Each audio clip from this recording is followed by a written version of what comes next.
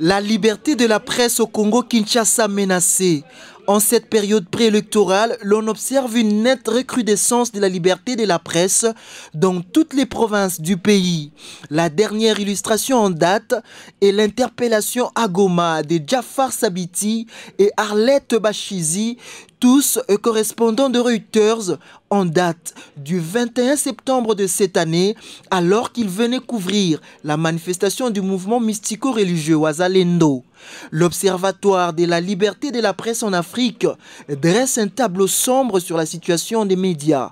Le 21 septembre à Goma, des journalistes qui sont des correspondants de l'agence de presse britannique Reuters sont descendus sur terrain, précisément à l'endroit où il y a eu la répression contre les manifestants Wazalendo. Et les journalistes sont allés pour interviewer les témoins de la scène. Arrivés juste sur les lieux, alors qu'ils commençaient leur interview, ils ont vu surgir des policiers et des agents de sécurité qui commençaient à les intimider, à leur demander l'autorisation. À Kisangani, tout récemment aussi, les directeurs des cabinets de Madame la gouverneure a instruit à ce qu'on puisse confisquer le matériel de travail d'un journaliste qui était en train d'effectuer un reportage d'une régie des syndicalistes où nous approchons vers les élections. Si le vice-premier ministre de l'Intérieur doit continuer à regarder ce type de dérapage, je vous assure que